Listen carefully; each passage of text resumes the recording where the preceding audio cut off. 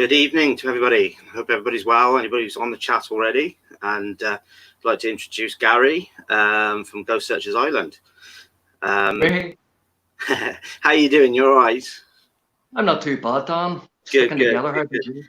That's good. Well, what I'm going to do very quickly, if you excuse me, I'm just going to do some sharing quickly. Okay. Just get it out there to a few different groups. No doubt get put in Facebook jail for spamming groups, as usually happens. Or just share it. I've just clicked to share it to your group. You're probably doing that yourself. Oh no, you work away there. I'm not sure. Some of the guys might be already doing it. I'm not too sure. That's cool. Hopefully no worries. Right. I know that John Sixth Sense said he was going to share himself as well a minute ago. So I've got a couple of people coming in the chat. We've got my new moderator, Davey from Northern Ghost Hunters. Hi, how you doing? Sandra Roberts, hello. Noreen Hill saying hello as well. So we just let numbers build up a little bit, and then we'll sort of get started having a chin wag. So Leanne watching in YouTube, and most likely is her daughter, actually, Ellie, no doubt. Leanne's one of my moderators on YouTube. Tracy Evans, how you doing? Hey, Tracy. So, I had to find my cursor then. Liz Tandy, how are you? Right, shot up a little bit. Got 33 in at the minute. 38. Let's see if we get up to about 50, and then we'll get having a chin wag. Reham, sorry, I should say. How are you? So basically, everybody I think is seeing for the first time my new little background I've got. So it's working better with my green screen. This one is than previous. Very I thought that. What else do you want? That's it. So, oh no, it is Leanne. So, on YouTube, Linda Culverhouse, how you doing? Vanessa Mel, how you doing? Trace Smith, hi. Tony Cherry, hi. Emma Tonner, hi. Zoe Myers, hi. Maria Postlethwaite, hi. Natalie Young, hello. Sam Pritchard, first time watching. Thank you for coming on. Lynn Carey. So, Gary, would you like to introduce yourself and let us know all about yourself? Okay, well, as I say, you can probably see my name there, Gary Ruddel Waters. I am the co-founder of Ghost Searchers Ireland. We've been formed back in 2011. My lovely wife, she formed the team, and we've started off small, investigating private locations, and as the years went on, we grew, and we investigated probably some of the most active locations in Ireland, but not only in Ireland. We've also been to England, we've been to America, we've been to Wales. Awesome. We've been all over, basically, investigating really some great locations. Yeah. I'll just very quick say hello to a couple more people quickly. Hi, Ann Jackson. Hi, Samantha Keylock. Hi, Kelly. Hi, Ellen McMillan. Hi, Lee Olmock. Hi, Sandra Roberts says hi, Gary. Hi, Karen Lithgow. Hi, Tracy Evans. Kirk Parfitt. Hey, how you doing? Those who don't know Kirk Parfitt, please, if you suffer badly with anxiety or depression or anything like that at all, please pop over to Kirk's group. He's really good. He does live streams so people can come on and chinwag and just talk about any issues or anything like that. So please pop over to his group. Sam Hunter, how you doing? Just popping on to say hello to both of us. Hi, Sam. Warren McMinn, hi everyone. Ellen McMillan says thank you as well. Pauline Allen, how are you? Jane Bladen, Michelle Simpson, Robin Pratt, how are you? Now, Gary, I understand obviously you had some sad news not long back, and it was your wife that passed, wasn't it? Yeah, that's right, Dan. So I did see that, and obviously I'm sorry to hear about that. Because obviously I know from seeing what you've done in the past between the two of you, you both were out and about quite a lot. So it's sad news, especially when a team disappears, and especially when it's part of a team that's such a big part of that team as well. Yeah, So very sad news to hear about that. So you know, all our love comes to you for that. Thank you. Sure. So if anybody wants to come into the chat or on screen at all, I'm just going to post the link so you can come in and actually have a chat with us face to face if there is anybody who wants to pop on. So please feel free to pop on and ask as many whatever questions you want to ask. The link is at the bottom of the chat. So as I say, Sandra Roberts, sorry, Dan, I already said hi to you. I know. I think I missed you on there. I'm not sure. Jenny Sullivan says hi, Gary Ruddel Waters. Oh, hey Johnny, how are you? Thank you, Nikki Thompson, for sharing as well. Gary Davis is asking a question. What part of Wales did you go to? Oh, right. Yeah, Gary, we went to a place called Morecambe Castle. Yeah, that's 20 minutes down the road from my house. Oh, really? Literally 20 minutes down the road from where I live, yeah. Yeah. Well, then you know everything about it then. I don't know that much. Well, no, we had the pleasure of going there to investigate it for a full night's investigation. There was only 3 of us, and wow. It's like a classical castle out of a horror movie. You know yourself, Dan. You've seen it. Yeah. Have you been there yourself? I've done it a few times. Yeah. Oh, yeah. It's an amazing place. Yeah. To be honest with you, it would take you probably maybe 3 or 4 days to do a thorough, full investigation. The place, it's that big, you know, but we were only there for 7-8 hours, and we were blown away by the place. Absolutely amazing. It's just one of these locations, when you walk in through the doors, the atmosphere hits you straight away. You can feel the ambience of the place. Yeah, you can feel the history. It's an astonishing castle. Yeah, it certainly is beautiful. I mean, when you can see it from the motorway as well, which is great. And you know, as you're driving, coming westbound on the M4, you can see it, and over to your right and over to your left, you then got you sort of coming up to all the factory works and things like, you know, coming up to Port Talbot on your left hand side there as well, which is, you know, so it's quite you go from countryside on your right and seeing Morecambe Castle to industrial on your left. It's very bizarre how you go from one to the other, and then you know, so but yeah, it certainly is a beautiful place. And when you do it with events groups, like I've been along and joined up with events groups, you see, and when I've been there, and unfortunately it's you don't get to see as much of it as you want to, really. You know, you only get a couple of big rooms downstairs plus the stairwell, then the rooms around the back, obviously where the main base rooms are, and then you get that little bit upstairs as well. I'm sure there's more to it that you're not allowed into.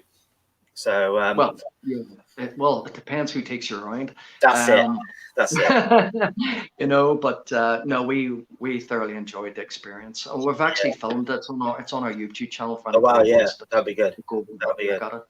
So anybody who doesn't know, pop over, hasn't seen Gary's page before, pop over to Ghost Searchers Island. Have a little look at his page. His YouTube page should be linked on there as well. I'm sure you'll see some amazing places, because I'm sure Gary's done places like Lep Castle and any like that. You know, you've got some amazing, beautiful places over in Ireland that most people would absolutely kill to go to, and investigate. I've been to Ireland once in my life on a week's holiday, and it certainly was one to have wanted to go and have a little look at. So Jane Bladen says, hi Gary, Swansea has some amazing places. Then Aidan Cassidy, hi, how you doing? We've got a couple of people asking what Kirk's page is. So yeah, Kirk, if you want to share the link in the chat, mate, please feel free. Kate Emmerdare, hi, how are you? Thank you, Sandra, for sharing as well. Jenny Sullivan has said she's shared to her team page. Libby Connolly, hi, how are you? Elaine Farrell, hi.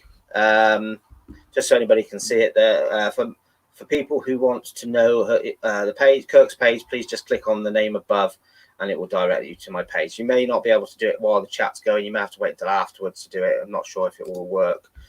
Kay Emma Dare says her family are from County Mayo. Oh, nice one, Kay. Yeah, it's lovely down there. Lovely part of the world. Yeah. I know when I went over to Ireland, we went down by the Shannon Estuary. Went out on a boat and went dolphin watching, and I mean it rained all week. Do you know what I mean? So, but it rained all week. Then. Yeah, but it rains every week here, so it does. Yeah. Oh yeah. Well, that's the thing. I mean, I live obviously in South Wales, and I'm not from here, but I've this is the nicest weather I've seen in a long time. The consistent weather as well. And it's unbelievable the fact that we're in a lockdown. Typical, isn't it? Yeah, it's absolutely. frustrating. You can't even get out that much. It is frustrating. Yeah, it is. I mean, I'm self-employed. Same here. Oh, right, nice one. I have 2 businesses, and I'm a gardener, tree surgeon business. Okay. This is usually coming into our peak time of the year, but obviously we can only do so much with the regulations at the minute. So only about 2 days a week. But it's better. 2 days is better than nothing. Gets me out of the house. Yeah, I do curtains, shutters, and window blinds. Blinds. So window shutters and blinds. Yeah, that's my main business. That's 90% shut down at the moment. So I've done a bit of fitting work for a friend's shop this last week just to bring some cash in, and I've got some shutters just delivered today, which I'm going to fit on Friday. So that'll put some money in the bank at least. But other than that, it's universal credit at the minute, frustratingly. So it's better than nothing, isn't it? Yes, it's a little bit. But then I have a second business as well, which is just trying to take off at the moment, which is my clothing and merchandise. Clothing.com. Yeah, as you can probably see at the bottom here, somewhere there. It should be in that corner of the screen, I think. So it says sponsored by spookclothing.com in the corner. Oh, right, yeah. But yeah, so that's the clothing sort of merch that I deal with. And then I have my ghost hunting as well. So apologies to everybody for me wearing my Newcastle United top as well. We we're getting some good news at the minute. We've already actually seen that today, and possibly new owners. So fingers crossed for you. Yeah, well, it's been going on for 2 years. This is PCP. They've been going on for 2 years with it, and it's £300 million they're going on about. They've put a deposit down at the moment. All the contracts are signed. It's just waiting for the Premier League to ratify it now. And once they say yes, that's it. The rest of the money's paid over, and we're owned by Saudis then. So, and they reckon £200 million going to the manager in the closed season to buy players. So, one player you could buy. We'll wait and see. It's Newcastle United. Never get what we want. Well, that's true. But then you know what? You've got new owners coming in, a lot of money behind them. So fingers crossed for you anyway. You're a big club. Well, from what I gather, we could end up being officially the richest club in the league, because the Saudi owners are more. They have. I believe from what I read, they have more money than the owner of, because he's the cousin of the owner of Man City. And I believe he actually is richer than the owner of Man City. It's just the fact that Newcastle haven't got the, we haven't got the brand awareness that others have at the moment. So we're going to be. But just going back to the chat very quickly, Aidan Cassidy says his family are from Waterford and Crossmylan County. Is that Crossmaglen? Crossmaglen.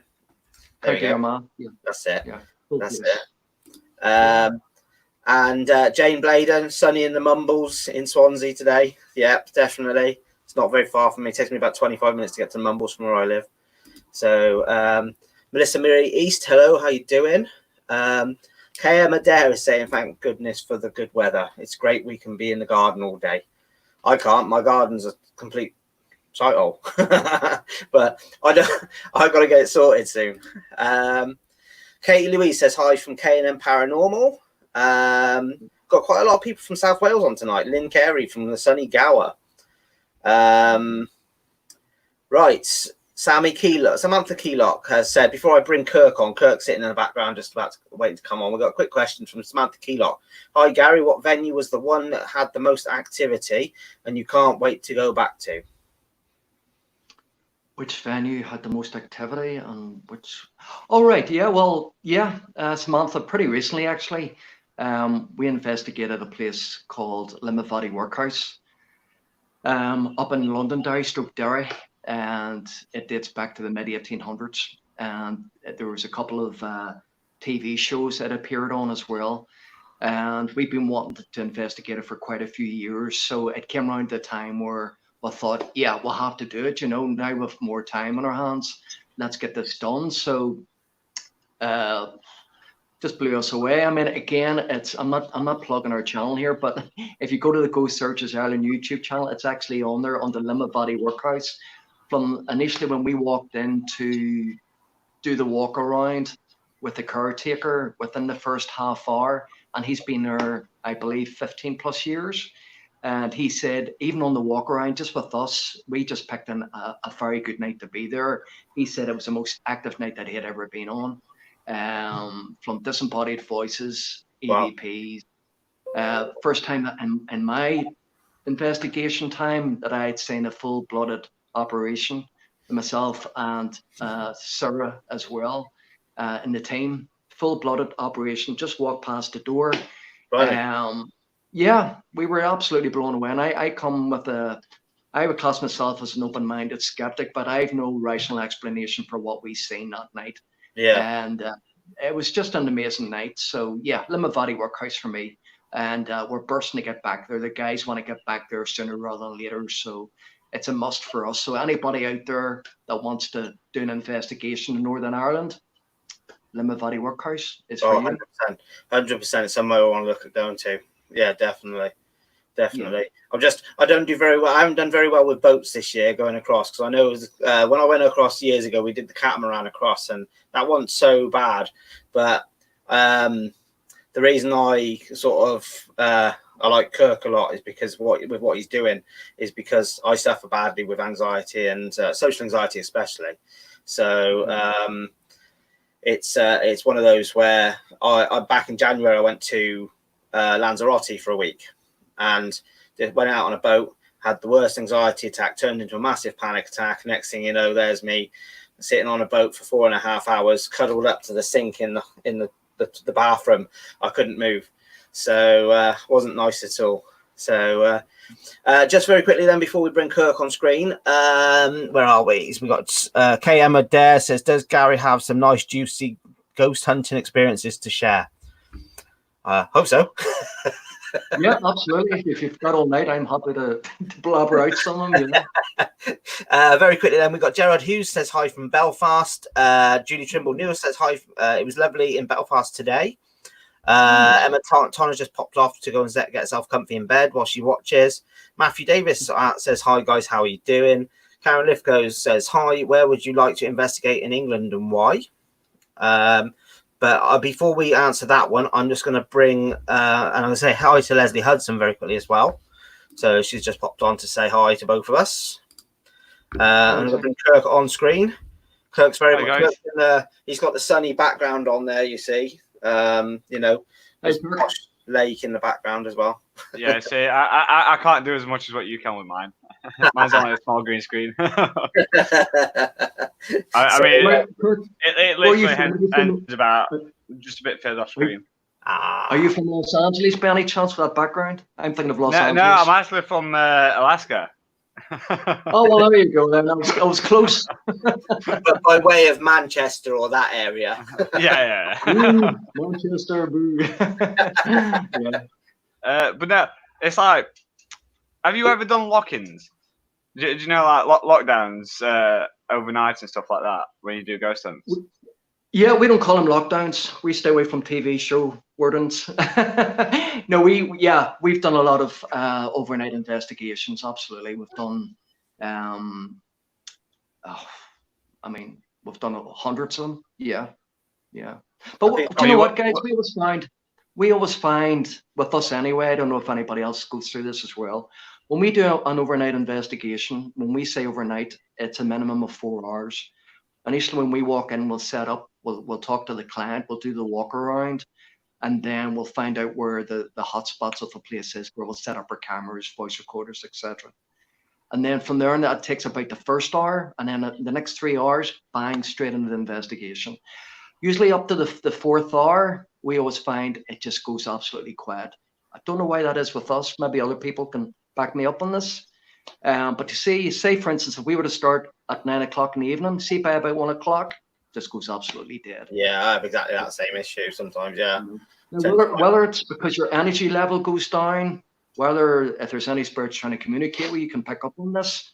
I don't know, but that's what we always find. Some people talk about it being that witching hour between being 12 till 1, and then some people say it's at 3 a.m. again. So you have that between 12 and 1, and then you have go between 1 and 3 is like a lull in the energies, and then all of a sudden you can find that at like 3 in the morning it just goes nuts again. You know. Yeah.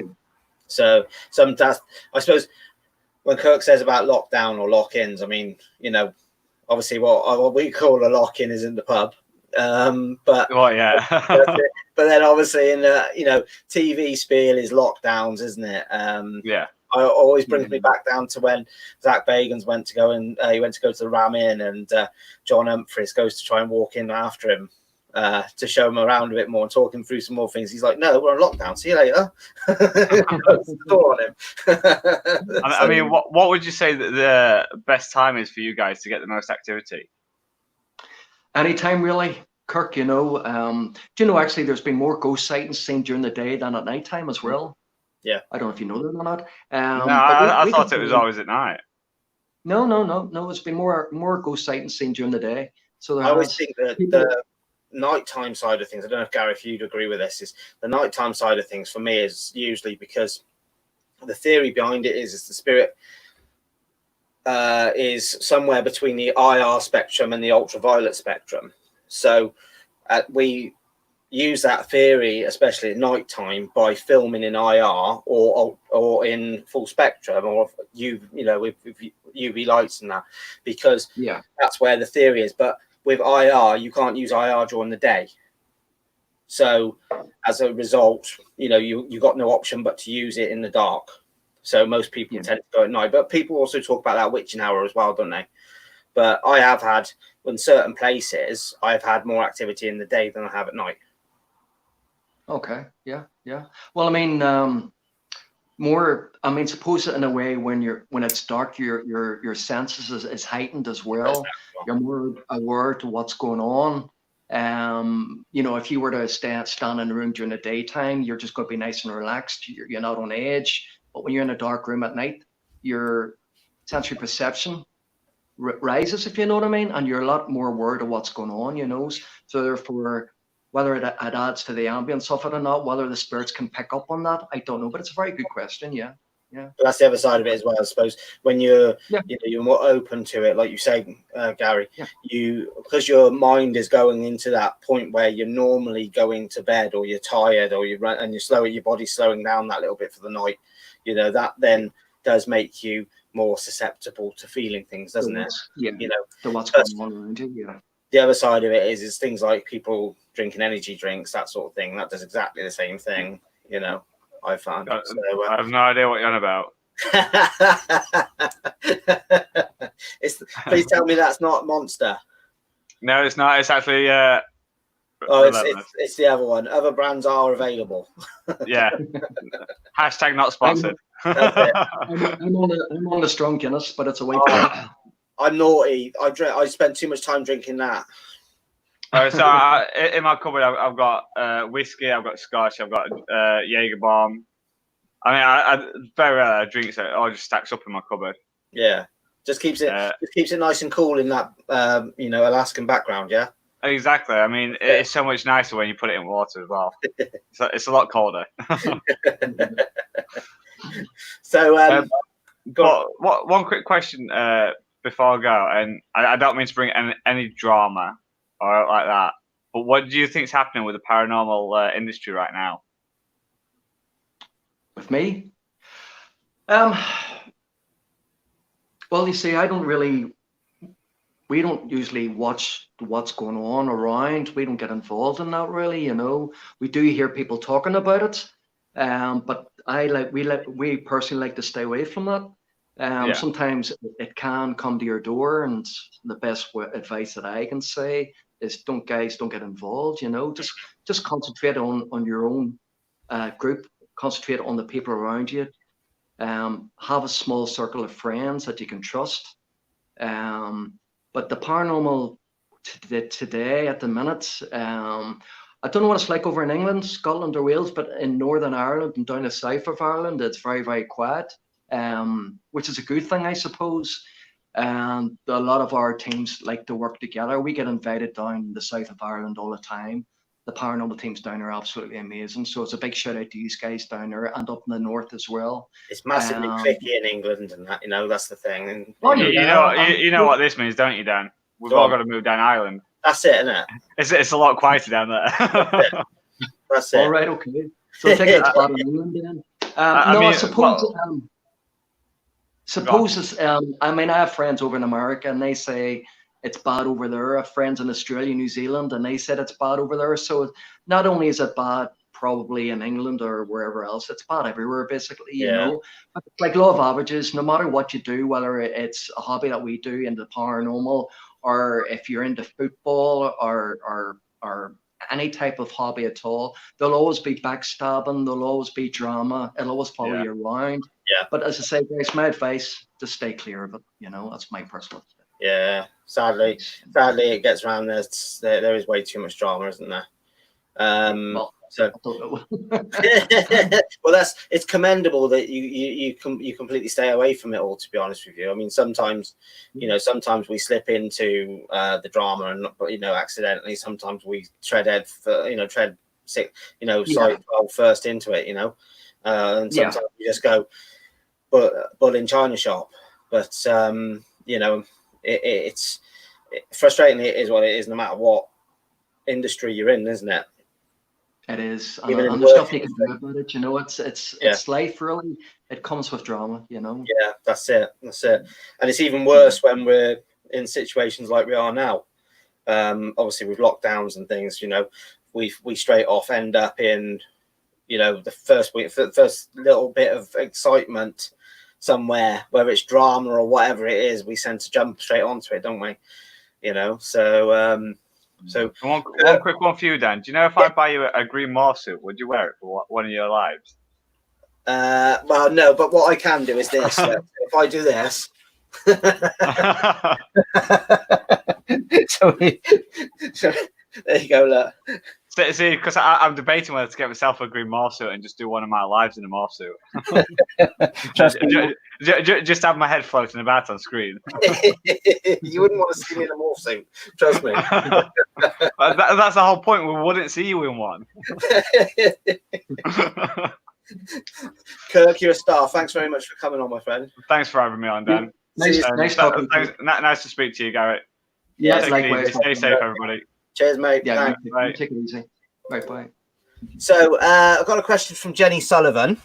Before I ask the question now, I'm just going to whip down the list quickly and do a few hellos again. Gerard Hughes, that's a question coming from him as well. Mark Green, Memphis, Tennessean. Brenton Emma, hello. Sherry Bratcher, hello. We've got a few other questions to ask then as well. So let me just flick back to, where is that question there? Where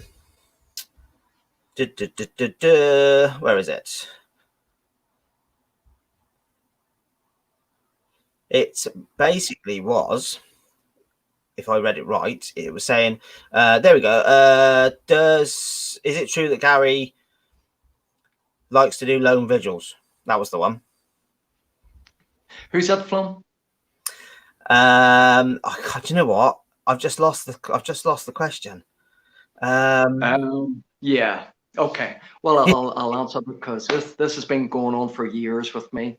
A lot of people, we started this about 10 years ago, and it seemed to catch on with everyone.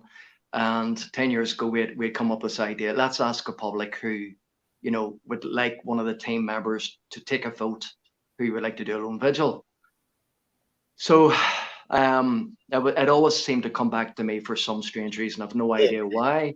But I always get asked. No, I always get asked to do lone vigils. I don't know why. Maybe I don't know. But so this is the running joke going on for years. What's it? No, you know what? I have actually. There's nothing wrong with screaming. You know, we're all human at the end of the day. People like to see the fear in people's faces, and I suppose I'm no different. But yeah, no, I don't mind doing lone vigils when I have to. I've done loads of them over the years, but it's just been a running joke with me for so long. It seems to stick with me. It never seems to go away. So I think that might have came from Mr. Jared Hughes. So Jared, thank you for that one. Yeah, he did say he did also. Jared Hughes also said ask Gary about overnight in Queen Street. The other night in Queen Street. Oh, well, we haven't been in Queen Street for about 4 years. Oh, sorry, sorry, that was from. That message was from Jared Hughes. Jenny Sullivan. All right, Jenny, I appreciate that. Thank you. Queen Street. Sorry. Yeah, that's. There we go. Yeah, I've just seen that one. Jenny Sullivan. She was the one who asked that first one. There we go. Yeah. Queen Street is, for those who don't know Queen Street, it was built in 1878, and it's in the heart of Belfast, and it originally first started for the hospital for sick children, and then in the 1970s, then it was turned into the old RUC police station. Yeah. During the heart of the Troubles. So it's got a lot of history attached to it. Florence Nightingale, actually, this is well known, it's well documented, that she was so impressed with Queen Street that they laid off it during its time as a hospital. They actually designed a sister hospital, identical, right down to the last back room of that hospital. I think it's somewhere maybe in Sweden or Switzerland or something like that. So there is another identical Queen Street somewhere else in another country. So it's a pretty interesting story. But we when we investigated, we had an ongoing investigation there for about 7-8 years, and we actually had police officers that work there come forward as eyewitnesses. And when it comes from these guys, you have to take what they say as credibility. Yeah. From full-blown operations to somebody actually seen a gentleman hanging. Oh wow! And we've done our research as well. It came from an officer himself. When we went further back, there was actually a police officer that hung himself as well. So it all backed up to what they were telling us, you know. Yeah. But it's an amazing place. Unfortunately, it's inaccessible anymore. You can't get into it. It's I think it's maybe somebody's bought it over and probably maybe looking at maybe turn it into either a nightclub or apartments or whatever. But it's an A-listed building, so you can only do so much with it. But put it like this, if I had a chance to buy an apartment there, I'd stay well clear of it. Yeah. Terry Austin said, evening, Dan and guests. Hope you are all well. I've experienced daytime friends. They've been quite naughty too. Kate Emma Dare says, I've been on a few ghost hunts and really haven't had a lot of evidence. I really want to have a good, solid experience. Do you think that will actually affect being able to see or hear a spirit? I would say maybe you're trying too hard. You know, sometimes when you try too hard, you don't get anything. What I would suggest you doing is when you go into location, just be yourself, just relax. Don't just go in with an open mind. If anything happens, it's an added bonus. I mean, Dan, you can back me up here. A lot of locations that you investigate, you come away with nothing. Yeah. So even if you get that one bit of evidence, it just makes it all worthwhile. It makes the night, you know. TV shows make it so the scene more than it really is, doesn't it? You know. Yeah, absolutely. Yeah. 12, 18 hours worth of investigating into a 45 minutes to an hour long. Yeah, that's true. And it's the same with paranormal shows as well. I have a lot of friends that are on TV shows, and they're the same. They could be on location for 3 days and maybe have the condensed 45 minutes of footage. Yeah. To what they get, but that other many hours, nothing happens, you know. Yeah. So unfortunately, it could be the most boring hobby in the world, or it could be the most exciting as well. But what I'd say is just be yourself. And sometimes I believe spirits can pick up on this as well. And if you're trying too hard, sometimes they'll just back off. They won't interact with you at all. So yeah, definitely. I think you'll agree. When you are trying to edit a video as well, the biggest problem with editing a video is trying to get it down to that amount, because you are seeing and hearing different things on there, and you want to put as much in as possible, but you have to watch over it, cut some out, watch over it, cut some out, watch some over it, cut some out, and then you end up with something that you you know that people are going to potentially watch, then, aren't you? Yeah. So That's what it's all about, yeah. Uh-huh. Matthew Davis also said it was really good having an investigation at Margam Castle. Excuse me a second. Sorry. Tickly throat. With Gary and the team. Very small investigation compared to normal, so it was a great experience. Margam, the normal problem with Margam is you've normally got 20 or 30 people there. The issue with the place is that even though it's a beautiful old building and you've got some parts which you're quite separated from each other when you're doing it, but it's still got wooden floors. You still hear people walking around, and you get that contamination. You do. Yeah. Matthew's the security guard that took us around that night. Oh, yeah. Yeah, a really nice guy, and he really looked after us extremely well. Oh, I recognise Matthew. Yeah, I recognise Matthew. Yeah, you probably know Matthew. He's been there for I think he's been there for a few years. Yeah. And we're trying to get back. He keeps going on to us. You have to come back. You have to come back. So Matthew, fingers crossed, we'll get back over there next year. Yeah, I've been a few times with Trisha Walters. I've been a couple of times with other people as well. So where are we? So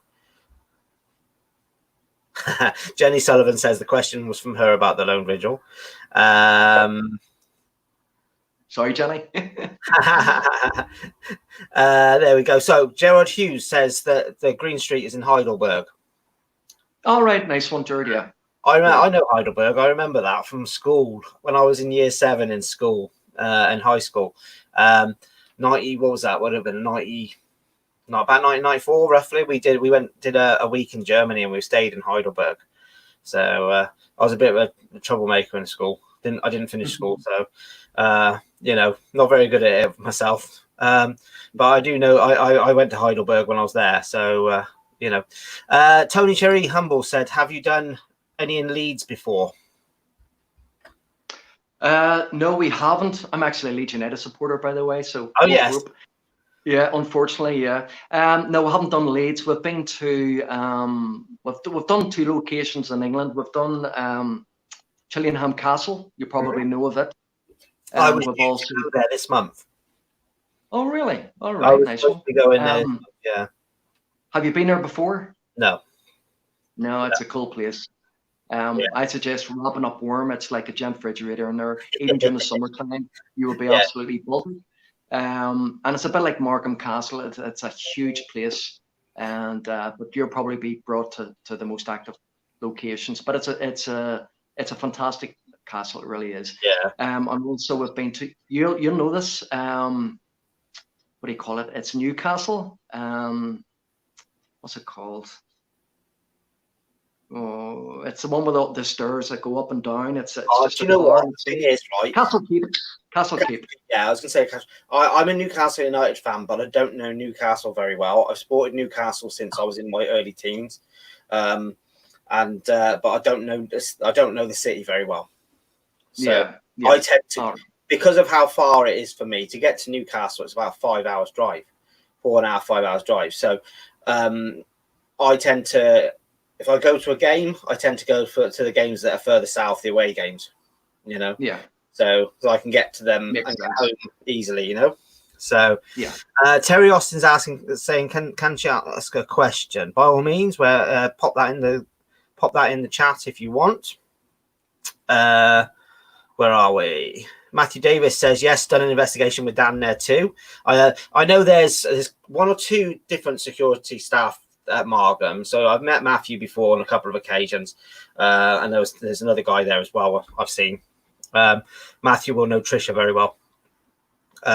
Brandy Butcher says sometimes the best experiences are who you investigate with. Certainly, exactly. I totally wholeheartedly agree. I don't know if you would with that, Gary. I think if you're with good people that if you're with really good people that you trust and you get on really well with, you tend to have a better night than you do if you're with people that you don't really get on with, Yeah, 100%, Dan. And we find as well, we don't do a lot of public events, but the ones that we do, we usually get a large attendance coming to it.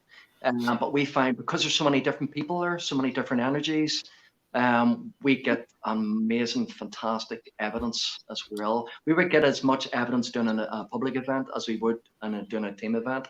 Another good question, what I found over the years as well, and I'm an open-minded skeptic, but because I'm open-minded, we do get a lot of stuff going on around us.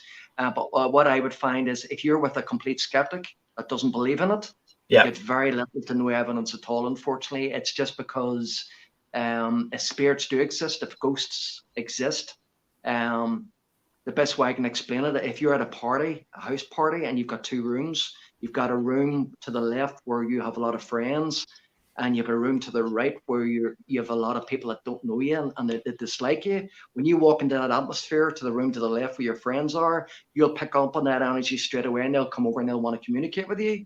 But when you walk into a room where you're not well liked, again, you're going to pick up on that, and you're going to want to turn around and walk out of that room. I believe it's the same with the spirit world. I believe if you're a complete skeptic, I believe they can pick up on that. And I know if I was a ghost or a spirit, and there was, I knew there was somebody that was trying to communicate with me that believed in me, and there was somebody that was a complete skeptic, I knew who I would go to. Yeah. You know well, what I mean? I work on the principle of, same with poltergeists, that the poltergeist isn't the spirit directly. The spirit only gets that energy to be able to move items and things like that from us as people, or energies around it. So we can potentially be the actual poltergeist. We are the actual cause of it, you know. Yeah, that's true. So that's true. you know, as for, you know, the way I look at it is a lot like that. Do you know what I mean? It's what energies we give out, and people who have been there, done anything. So you go into abandoned buildings. I mean, one that Trisha and I went to not long back, Florida Pier Hospital. You go in, it's like she said to me, she said, wear some steel-toed boots because you got to watch out for needles and things. So you go in places and you have that negative energy from those people who are going in there to do drugs, or going in there and damaging the place, especially. And potentially that makes that fuels the spirit a bit more, if you know what I mean. I mean, at the moment, I don't know what your thoughts are at the moment with the lockdown side of things. Could this be fuel, allowing the spirits' energies to, you know, in those venues that have been overfished leading up to this lockdown? Could this allow them to build back up somewhat more? Could we see a lot more activity when we start going out? Possibility. I mean, we're like a telephone to them. They want to communicate through us, you know. And if there's nobody there going to try to speak to them, maybe they were human once. They're getting fed up with it, so they're going to want to talk. They're going to want to hear their story, and the only way we're going to do that is through people like ourselves going into these locations as well. So I believe. Just a quick hello from Karen McCready. Says, can you say a big hello to Gary from his teammates Gavin and K-Mac? Yeah. A big shout out to the Ghost Searchers Ireland guys. There you go. Chris Club as well. McCready, Sam, the Ghost Hunter, like yourself, Lauren McMinn, Shirley Moore, and who else? Myself. and just want to say hi to those guys as well. Thank you. That's it. So I've where are we? So Tony T is sitting in the background at the moment, ready to jump on and ask a question. I'm just looking in the there we go. So Tony, how are you? I'm all right, thank you. Good. What can we do for you? I've just seen a few comments. I'd thought I'd pop on and make sure you got the message. John had put up a video earlier on asking for paranormal teams to join tonight. John rang me earlier, Tony. Yeah, and we've already sorted all that, so we're going to be heading over afterwards. Yeah, I just thought, obviously, because a few people have obviously put on that. Yeah. Just to make sure, so I thought I'd pop on in. All right, Tony. Thanks very much for that. I was the one that asked about Leeds. Yeah. Because I originally lived from Leeds, so. Yeah, no, unfortunately we've never investigated anywhere in Leeds, but who knows what lies ahead? Any good locations, Tony, you can talk about? I've heard that there's a few places like Temple Newsham and places like that in Leeds. Right. Okay. Please excuse the chicken chaser driving past. So it's just, I don't know really, because I don't know if Downton Abbey as well. Don't know if that's any good. I've heard of that. Yeah. So yeah. Awesome. Because I lived in, I don't know if you've heard of Seacroft, Leeds. No. Yeah, well, it's an area in Leeds, rough area. But I didn't actually live far from Temple Newsam and stuff like that. Okay. Certainly one worth looking out for then. Yeah. I know that I'll be linking up with John Sixth Sense once the lockdown's out done, and so it's probably something an area we might be looking. Especially I'm going to be linking up with Charlene Low Kemp as well. So we'll probably be looking at areas like that, especially to try and find areas to investigate, because we always want to find more. So, Tony, thanks very much for coming on. And it's all right. Don't worry, we'll be jumping on to John's afterwards at 9 o'clock, and I'll probably see you over there. All right, then you will do. You're a star. I watch John all the time. Yeah, he's a good guy. Good guy. Yeah. All right, Bab. Have a good one. Be you safe. Too. Cheers. You too. Bye-bye. Bye-bye. Bye. There we go. Very quickly then, let's have a little look. So Stephen Woodford has asked, hi. Oh, no, that's the same sort of, basically the same thing again. There's quite a lot of people saying about jumping over to John Sixth Sense. So please, just everybody, we understand we're going to be all jumping across to John Sixth Sense after at 9 o'clock. So don't worry, we do know about it. I have shared out a few bits and pieces to do with it. So thanks very much for letting us all know. Where are we? Terry Austin says, thanks, my house can be very active, but for some time now my 14-year-old daughter and myself keep hearing a female crying, and I hear shouting calling mum. My daughter really wants to get an idea of what is happening. I have quite a lot of things going on also, but we'd be here all night. Lol. Okay. There's numerous things you could really say to that, isn't there? But I think the first thing you want to be saying is, don't let it get to you. Don't take it as anything necessarily negative as such, because I don't know if you've seen it a lot, Gary, on Facebook especially, where a lot of people instantly jump on the fact that there's that going on, things like that, Yeah, and people always think, the problem with today and the thing with TV, a lot of people watch paranormal TV shows and everything now is to do with demons this and demon that. But when they're forgetting that these people are actually spirits, ghosts they're talking about. That's all to do with entertainment purposes. Once you mention demon, it bumps the viewing figures up. It's very cleverly done. It's very cleverly marketed as well. But that's not what it's like in the real world, So there's a probability there is something going on in this house. And maybe they just want it, like when we were talking about earlier, maybe they just want a voice, maybe they want to be heard. Exactly. And the fact that the 14-year-old daughter is hearing it too, possibly there could be a connection with the daughter, because a lot of children can pick up on spirits. What the theory there is, a lot of children can see spirits, and the scientific side is, when you get older, there's a film in your eye, and when you're young, it's quite thin. And because it's thin, this is where they believe the children can see spirits.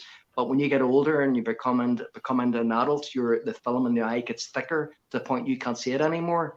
So this is probably why the child is picking up on stuff as well. Yeah. Possibly seeing stuff, I don't know. But yeah, I wouldn't be too concerned about it at the moment. I'd say anyway. if you're hearing a female voice, a female crying, I should say, and you're hearing the shouting, saying, calling for mum, I would, if what I've said to families in the past is if you're getting any sort of instances in your home and it's frightening you, for example, maybe sometimes you do have to, especially if it's something that is scaring you, sometimes you have to sit around a table and take your home back, make the spirit know that it's your home, not theirs anymore. If something's calling out like that, it's trying to gain your attention.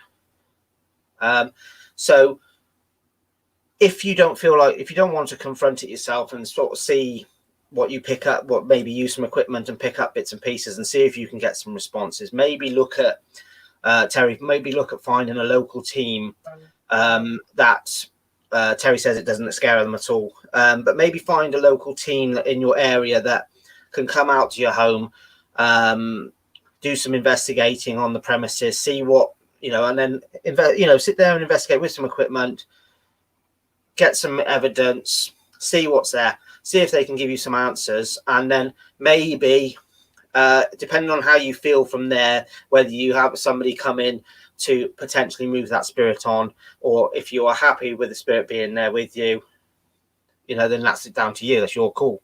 I would probably say that's the best bet. Gary, would you agree with that?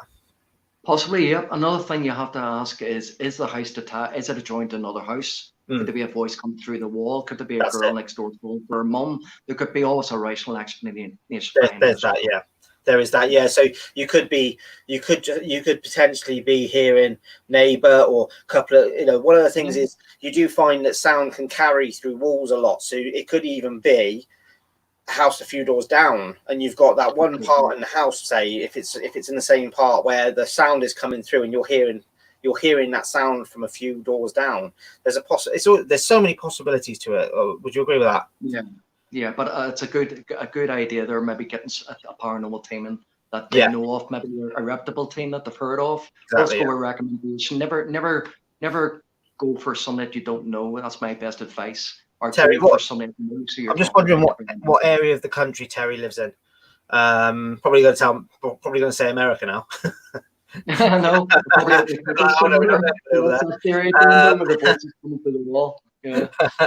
Tony Cherry, my mum's house has a lot of activity because me and my mum have seen things in the house and heard and felt in my mum's house.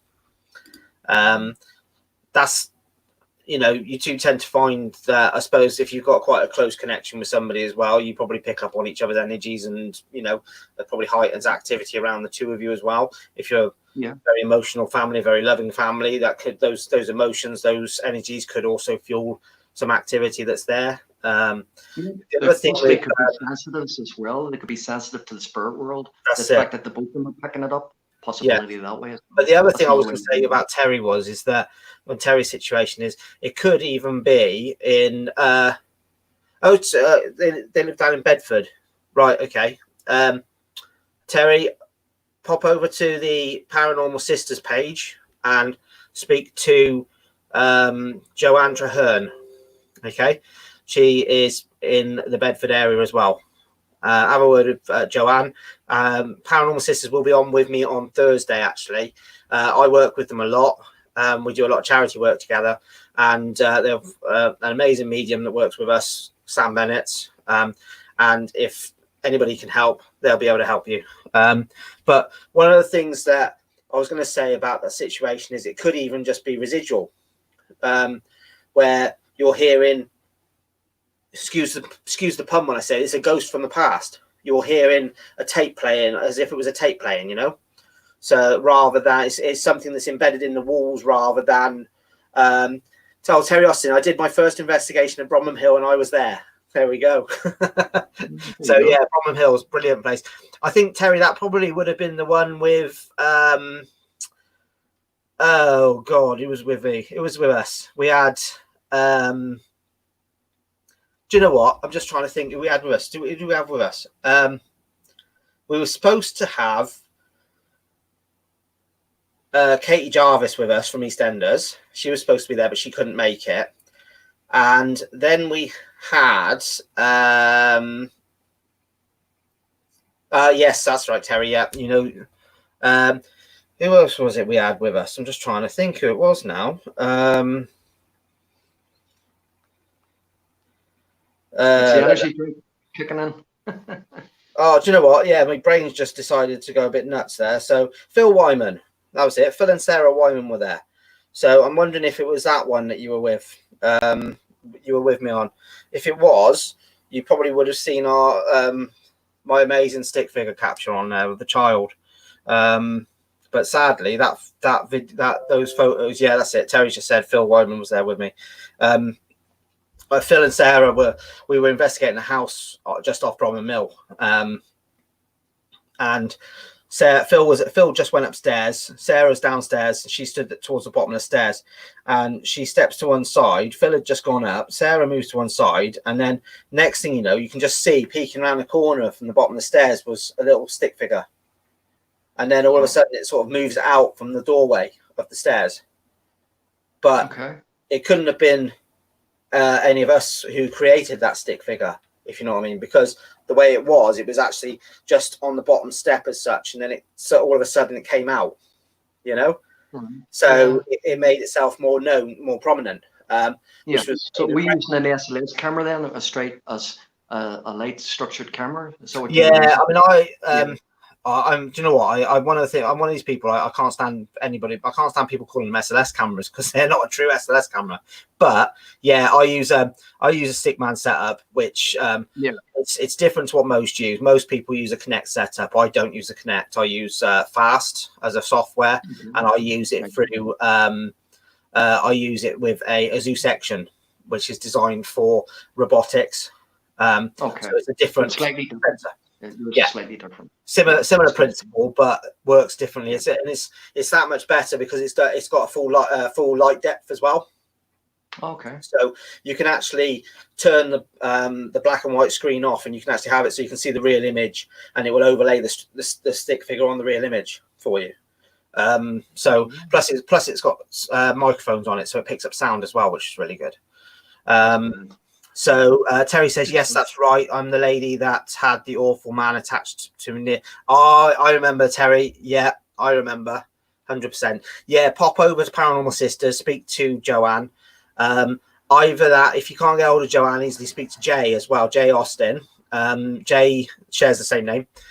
Jay Austin is in the local area to Bedford as well. But I know Joanne and Lisa are both local to Bromham.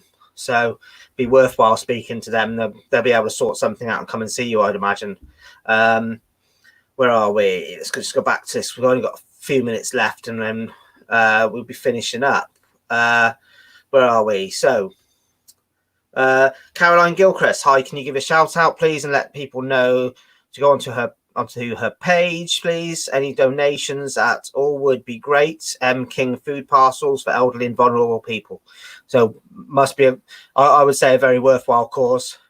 Please all pop over and give her a shout, give her a like and a share. If you can make a donation. It's not easy for everybody to do so just at the moment, but please pop over, at least give it a like and a share. Cherry Willman, hi, yes, it's really big and understanding of what is going on. It could in fact be a spirit trying to move on, not a demon. Too many people too quick to jump on the demon trail, aren't they? This is the problem.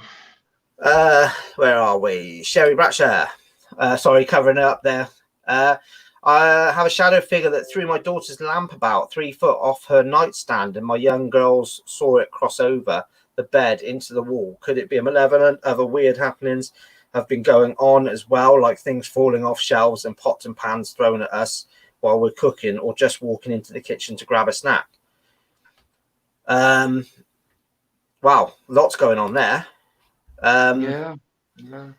Again, sometimes in that situation you can find it's down to the energies that are around it.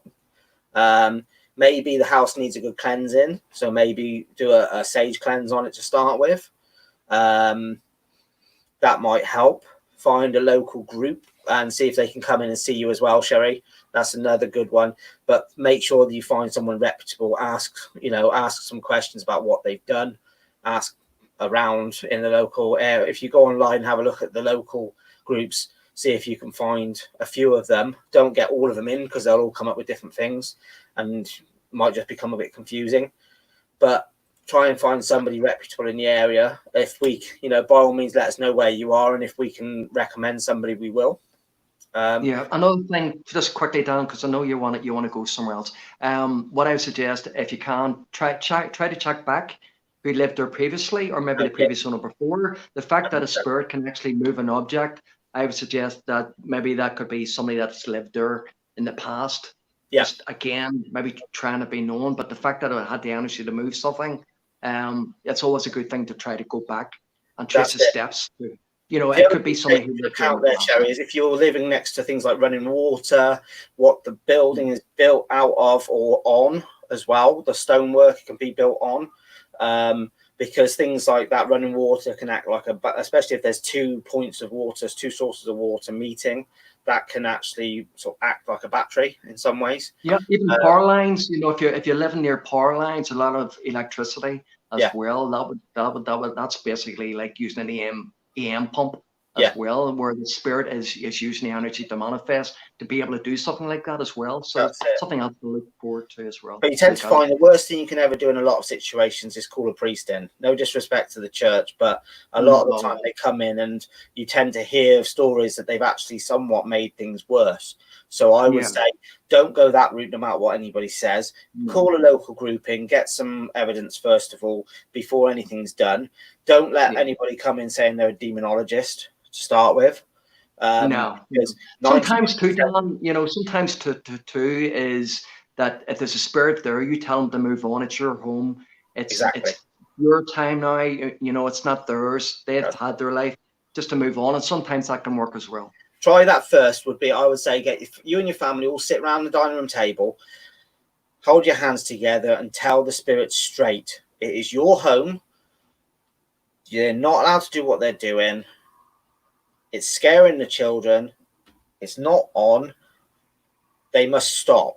And if and see where it goes from there. And then I would then do a sage of the house, sage cleanse of the house, and see where you are from there. If you still get an activity, call a group in then and see and go from there. I would say. Baby steps. And last but not least, so Sherry Bratch is saying, could it be my mum trying to contact me? She passed away in the house 2 years ago. That's a good possibility, Sherry, I would say. Would you, Gary? I would say so, yeah. That happens quite a lot. Sometimes. But I would do it again. I would go back to basics. I would maybe buy just a little cheap compass, for example. You can get them from the pound store, put it in the middle of the table. You guys all sit around the table and ask spirit to come in if they want to communicate with you, or they ask them to move the needle for you. That's a tip. That's the first ever type of EMF meter people used to use. Do that. Please forget the details with regards to anybody, anything to do with Ouija boards and stuff like that. Don't do those things anyway. But forget all those things, because no matter what piece of equipment you use, you're trying to communicate with the dead anyway, whether it's a Ouija board or a voice recorder or what. So, but start with a piece of paper and a compass. Just you ask spirit to come in and move the needle from north to south or east to west, and as communication, and go from there. And if that is the case, if you are finding you're getting responses, then again potentially look at a team locally to come in and have a little look and see. But again, use that point of if you're getting responses and it's not a family member, because they may just be coming in to see how you are and give you a bit of peace of mind, maybe, but not realizing they might be freaking you out a little bit. Would you agree with that, Gary? I would, and if she's picking up that there is a possibility there's her mother, then I would go with it. Another thing, put photographs of her mum out beside her bed, put a photographs on the kitchen table, leave a phone recording all night to see does she pick up any voices as well. Yeah, that's a good one. Very good one there. So, and again, Cherry Wildman says still activity, salt the corners of the main room, and it needs to be rock salt. But yeah, if you're going to go around and do that, it's worthwhile saging the place at the same time. Terry Austin says, Gary, I tell spirits off all the time, especially when they get noisy at night. So telling spirit off might you could find maybe fueling it a little bit. It could work both ways, yeah. That's it. So what you might want to do is go about it in a different manner. Sit your family around the table and all sit there and say, this is our home. We know you're here. If you're not here with good intentions, please leave us alone. Yeah. It's our home now. Leave us alone. We're happy for you to be here if you're here with good intentions alone. And that is it. And if it continues again, then go from there with regards to local team. I would probably say that's the best course of action to go with. So, Gary, it's been wonderful having you on, my friend. Thank you very much for coming on. Thank you for having me on. I'll look to get you on again in the future. Maybe worth jumping on to my Monday night Paraslam, where what we do on that is we have we basically spend our hour and a half talking about things in the paranormal we don't necessarily like as such, i.e. Equipment, places, ways of doing things. We don't talk about groups or people directly. We just talk about different things. So it's just a night where we can have I call it paraslam because we slam different things, you know? But not in a nasty way, just in a way where we just say, look, I'm not really keen on how, you know, I see people doing this and I'm not really keen on it myself. I think, you know, blah, blah, blah, blah, you know? So I love that. Couple of weeks time or so. Just before we go, thank you very much, Gary, for coming on. Thank you to everybody in the chat. Those of you that are left, because we dropped about half of you. Tomorrow night I have, who do I have on tomorrow night? I have Silence Beyond the Grave on tomorrow night, and then there's Paranormal Sisters Charity Warriors on Thursday. Drew is back. We're doing readings on Friday. Saturday I have Phil from Be the Spiritual Gift coming on to have a chinwag, and then Drew is back on Sunday. Special guest a week on Saturday confirmed is Daryl Marston from the TV show Ghost Hunters. So he's going to be coming on and having a chinwag with me for an hour or so. So looking forward to that one. So thank you very much, guys, for coming on. Thank you to you, Gary, as well. You're a star. It's good to meet you. And I'll certainly see you soon. All right. You will. Thank you. Good night, all. All right. Thank you. All the best. Bye-bye.